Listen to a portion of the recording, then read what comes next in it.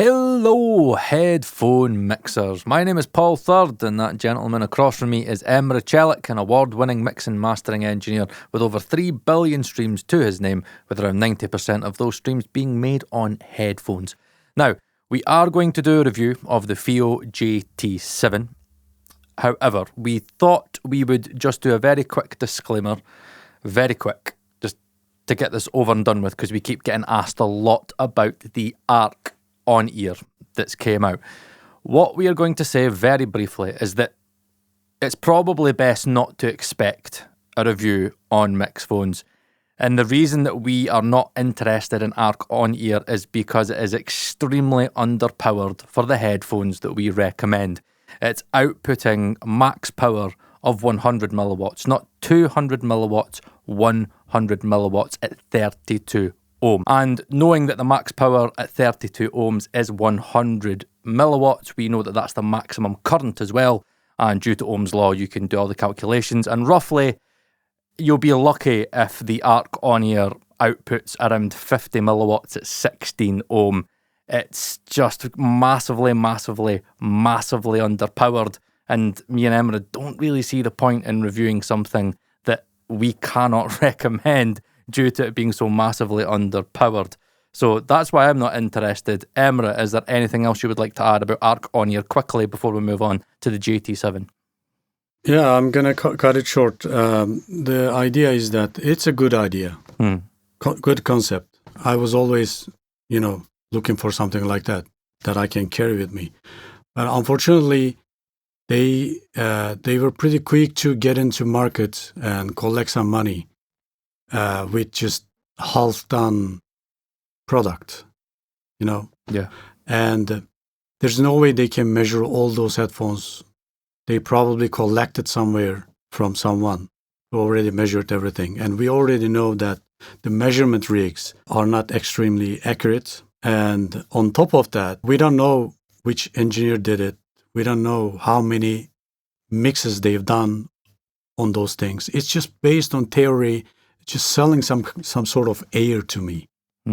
I haven't tested them, but I know what I'm going to get. So just don't get hyped about it. Unfortunately, it is one of these things where, there is a lot of cases where many people will say, you've got to listen to it. But, in these cases, science is science. Me and Emrah have tested lots and lots and lots of various DAC amps. We understand power. We know how to measure power. We know how much current is required for planar magnetic headphones, which is something that many people forget is, remember, with planar magnetic headphones, they require a lot more current to move the driver to get more excursion. And the sensitivity values that you see in specs are very misleading because they are done at a 1K sine tone. When if you get something like, Dan Clark No RX, and you compare that to Headphone and Ananda Nano, on paper, the two of them will output the same milliwatts, but they actually don't. And we know that because if you go on Audio Science Review, EMRAH measures millivolts with a full sine sweep. So from, 20, like 0 hertz all the way up to 20 kilohertz, wherever he does it. And that is how we know how sensitive a headphone is across the whole frequency spectrum. So just be very aware of people reviewing ARC on-ear, especially those who are advising planar magnetic headphones, especially things like Odyssey and things like that. Most of the Headphones as well, you're going to have coloured low end and your transients are going to be shaved, and you're just not going to be able to get the correct power into the headphones because the amp is overly stressed. That's what's colouring the sound. And that's what happens when you don't have a very powerful amp. So we're done with that, so please don't expect it. That's kind of our opinion on it very quickly. Just get it out of the way. So today we are here to talk about arguably one of the best headphones in the kind of £100, $100 category. Now, obviously, in terms of bang for buck, we have talked a lot about the Kiwi Ears Altruva, which, bang for buck has proven itself, to be very good for mixing and mastering for the price. Now, when Fiio got in touch with us and they said, look, we're going to be releasing a planar magnetic headphone around £100, I was very skeptical, and I was like, okay, no, send it to me. So I got it first, and I was pretty blown away at the price to value quality here. It's crazy to me how Fiio have genuinely took the market and thought about it long and hard and really managed to get a high quality planar magnetic headphone for the price. And arguably, this may be the best budget headphone on the market right now. Emrah, talk to us a little bit about the Fiio JT7 because you have it right in front of you as you speak. Yeah. Here they are. It's actually Jade Audio. It's a sister brand or sub-brand. Yeah. Yep. You see the Fiio on the one side and Jade Audio on the other side. So it's kind of two branded headphone. First thing first, when I hold it, it's pretty light. Very light. Like unexpectedly light from a planar magnet headphone. And that means it's going to get you more comfort, right? Yep. And the cups are big. I mean, the size is big. And the pads are very comfy, very soft and memory foam. And the only downside is that some people in our Discord find that this area, the hole, is just not big enough so they can fit their ears in it. But I don't have any issues. Mm-hmm. It can feel like a little bit on ear side of it. But other than that, it's light. It's still hard and plastic, and everything is plastic, right? Mm-hmm. So that's because of the cost. But the driver quality is pretty good. Yeah. In these, and they respond okay to the EQing. But the good thing is the response, maybe you can show it, is already pretty flat, right? There's some sort of low end missing, but that's not the roll off, right? It's gradually going down from 250 and down. And for about 40 hertz, it's not much more than 4 or 5 dB. That's good. The mid range is pretty flat. It's following our sound average target. It's going to suit pretty much everyone. And highs are pretty accurate. I like it. Some people might find it a little bit brighter side, but that's pretty manageable. It's pretty well controlled highs I can hear. Mm-hmm. And there's some sort of slightly dip on the ear gain. But when we think about the translation, mixed translation, the dip in the ear gain area will lead you to add the vocals more upfront in case translation. So that's fine. And it doesn't require a lot of EQ. Product is pretty, it's relatively big and it can fit the big heads like me. And I have no issue with that. I mixed and mastered it, and I got good results. But when I boost the low end, I want to boost like 4 dB, 5 dB, or even 6 dB to get that, the bump I used to add. It's pretty hard to tell if you add, it doesn't make any much difference if you add 3 dB or 6 dB. There's a 3 dB difference, but you don't feel it. It's like I feel some sort of compression to the low end, but that's pretty manageable, acceptable for the price you pay. It's not. It sounds like it's pretty tight, tight planar. It's not. It doesn't move much. Like the transients are okay, but the low end transient, the bass transient, the punch is kind of holding it back. Like somebody is holding the low end so it doesn't go up. Like it hits, but it's like staying like that, right? Even if you add 6 dB, it's just staying there. But they translate perfectly fine. So I wouldn't complain about it, especially for the price. And for the amp, they look like you can easily dry them, but not really. No, especially if you're gonna if you EQ them, you at least need a little bit something like that, or topping the X5, or some slightly more powerful DAC amp from your regular audio interfaces. That's everything I can say about it. Yeah, I totally agree with Emrah. I think comfort-wise, in my personal opinion, these are the most comfiest planars I've used to date. Again, I've not tried every Planar, but for the ones I've tried so far, these are hands down the lightest and the most comfiest pair, where when they're on my head, I just genuinely forget that I'm wearing them. And I love how the clamp force in them is just perfect to my ears, where the seal's perfect. It's not too tight, it's not too loose. And that way, they just sit perfectly on my head and on my ears. And yeah, as Emrah said, it is one of these things where you feel like you can just go boosting it daft, because it doesn't really distort in the low end when you go boosting it. But I agree with Emrah that the subs are not that expansive, but the low end that's there is definitely still, relatively accurate.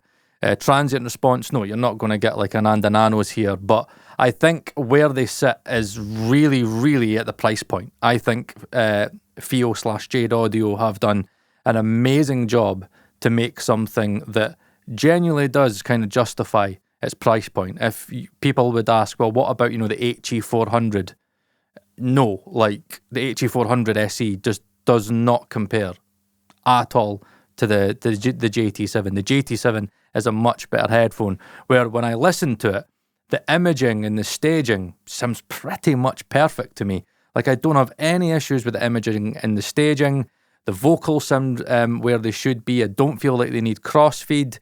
And I think as a big picture check, these are amazing. And, I've been using them a lot when I'm in my work as a daily kind of headphone driver. I really enjoy listening to music on them.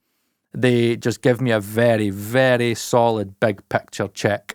And it's bass that, again, is still, you can still boost it and it's not distorting. Yes, it does sound a little bit like there's like a form of driver compression going on, but it's not distortion. Transients, yeah, they're decent.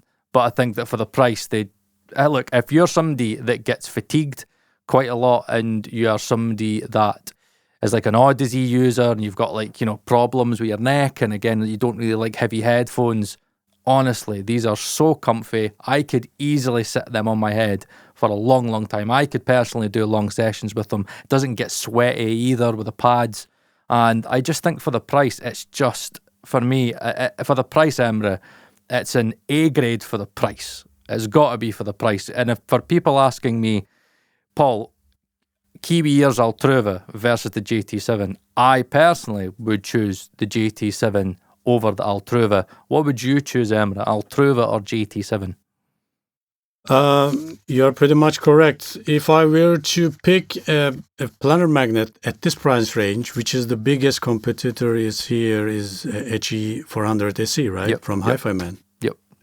If you think about the prices right now, the current prices, Black Friday prices, yeah, I would go with these, because these are way comfier and you don't miss anything sound-wise that you get from HE400 SE. And for the Altruva, yeah, I would go for Planar, bro. Yeah, I mean, I don't have to talk about a Planar. And these are better headphones than if you are mixing with Audio-Technica M50X or something, M40X or DT770 Pro or something like that. Just get these. These are better. Yeah. But people are going to ask you, how about FT1 you have on your head? Mm-hmm. But it's not, for me, it's not a comparison, because it's a different type of headphones for different purpose. Yeah, I agree. The sound stage and imaging, I played games with these. I usually test headphones with gaming. And man, just you pinpoint everything. Yep. That's good. Correct. Up and downs. It's just good. It's just good. Good headphones. But just don't expect the amazing build quality. It's relatively okay, but it doesn't feel like you holding a piece of crap, right? Cheap No, I agree. crap. I would definitely recommend to anyone who's in really that budget, just one foot in the grave budget. Yeah, and type of budget. Yeah, correct. Yeah, honestly, like, it's an A grade for that budget. Like, if you're like, look, I genuinely am starting out in audio and I genuinely don't have the money to spend. Like, genuinely get like a topping L30 Mark II and get a JT7, and you'll be on your way. It is a little bit disappointing for certain people, because they will be like, oh, so you're telling me like that won't be able to be properly powered through my MacBook Pro, or not even my audio interface, or even a topping DX1. No, you're going to need something like a Fiio QX13.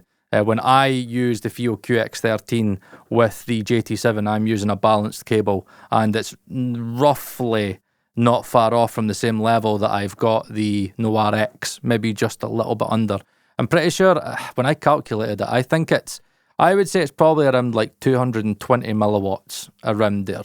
It's around there. I can't remember. Yeah. What impedance are these again, Emrah? So these are 18 ohms and 92 milliwatts. dB per milliwatt, yeah. Even DX1, you have to max out, especially after EQing. If you have amp and stuff like that, just don't worry about it. You can drive them. And for anybody asking, what about Sundara?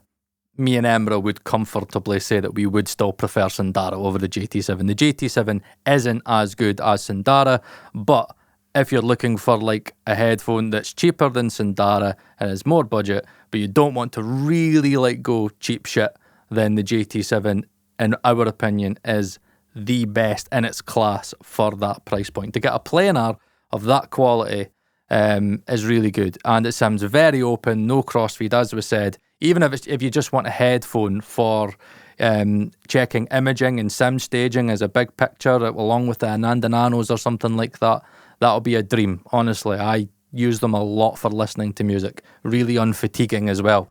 And just a very good headphone. I think because they are a little bit of a thicker diaphragm than other planars, they do have a little bit of a thicker sound, but even the bass sustain for me is really nice. I quite like how the bass sustains in them. They're not too tight, and yeah, just for the price, I don't think you can knock it. Honestly, I just think they're an A grade for that price.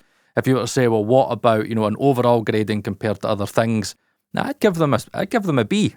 Like I think I could make some pretty good decisions on them. I'd give them a B. Yeah, they're honest. I would give them a B too.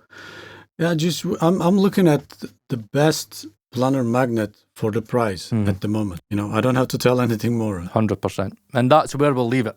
Right, you can't get a better recommendation to that. As always, we'll leave links in the description. And yeah, there we have it. Another budget bargain for you. There you go. My name is Paul Third. That's Emrah Celik. And we'll see you again on another installment of MixPhones.